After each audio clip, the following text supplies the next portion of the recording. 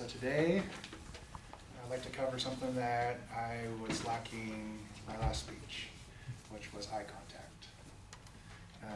I'd like to talk about that because I believe that talking about an issue would help me further that down the road, as I have I've done it in the past. So I'd like to just talk with you guys today, each one of you. That's my personal reason. Eye contact, I believe, is the best form of honesty. It's very difficult to be dishonest. That's probably the most difficult in my experience, to be dishonest when you're looking someone right in the eye.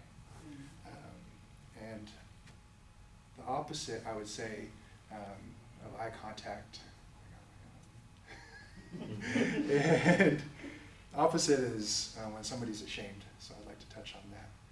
When somebody is maybe guilty, or so I'd like to talk about that. First would be when somebody feels guilty, and I'd like to talk about that with my daughter Molly. I found a water bottle when I went in the backyard.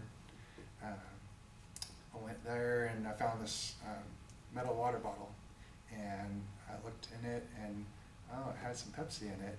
And so I went over and I walked on to my daughter's room, and I looked at her and said, "Molly, is there something you want to tell me in here?" She goes, she hung her head and shaded. I put Pepsi in there. So, and then for me, my wife goes, and what did you do with your water bottle? And I hung my head in shame. I threw it away. So, those are just signals of what, when you're ashamed, it's really hard to keep that eye contact. And another example, probably my hardest being a father, was when I had to look my daughters in the eye when my dog passed a couple weeks ago.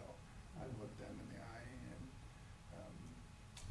give them the bad news. And that was, up to this point, they're not teenagers yet, but up to this point, that was the hardest thing to do, was to look them in the eye and tell them, look, I didn't have my own leash, and I had to admit my faults. And they said, "Daddy, you never cry." And I was like, "Yeah, I was crying that day." Yeah, that was really hard. And so another example of the opposite side of eye contact, when you're looking down. I was watching this Netflix documentary series of David Letterman, and he had on a guest Melinda Gates. And Melinda Gates, she brought up a really interesting point. When she was talking about this community, she does, my wife corrected me, it's not humanitarian, but something else that she does for work, worldwide work, and helping out. So she said that there's this community in India that she helps out, and it's called the Mushahar community, Mushahar, India, and it's, I believe they're called the Untouchables, is what they're talking about. And she said that this community and these kids, they are so ashamed when you try to get them out of that community. They're so ashamed that they will absolutely not look anybody in the eye. And the reason, I don't know why they're called the Untouchables, but I can only imagine why that is. But that kind of eye contact, it would be really significant if they were to actually look up and look you in the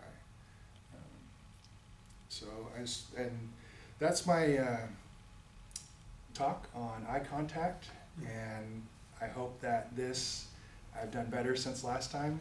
I hope that you can see that I have my head up as opposed to last time.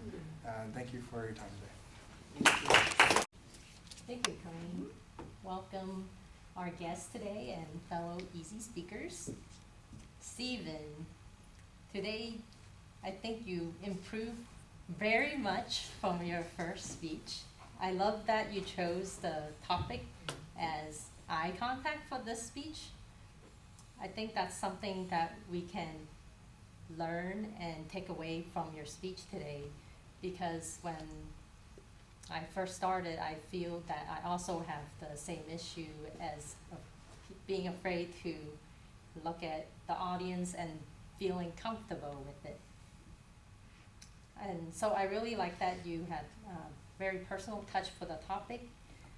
I also like that you had some examples in addition to researching how eye contact is important in different culture, or reasons why having eye contact is important.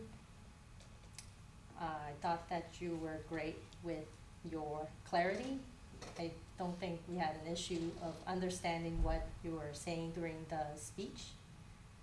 And I noticed that you also changed your tone as needed. For example, when you were very solemn, when you were referring to speaking about telling your daughter about the passing of your dog, and that you were also trying to move around a little bit in front of the stage, and kind of when you wanted to do an emphasis, and when you wanted to emphasize on something, you kind of move a little closer to the audience. So I kind of appreciate that. That keeps the audience engaged in what you are speaking on. And I think every one of us in the audience were very engaged, and we were paying attention to what you have to say today. And I thought you were, even though there were moments where you were solemn, there were also funny moments in your speech, and I really appreciate that. I would like to see you, at the conclusion, I would like to see you incorporate how you overcame the difficulty in making eye contacts, kind of like after learning about all the different things that are, or reasons why you want to make eye contacts, how did you yourself kind of overcome it? Because I noticed you were giving all of us plenty of eye contact during the speech, and I really enjoy it, and I look forward to your next speech.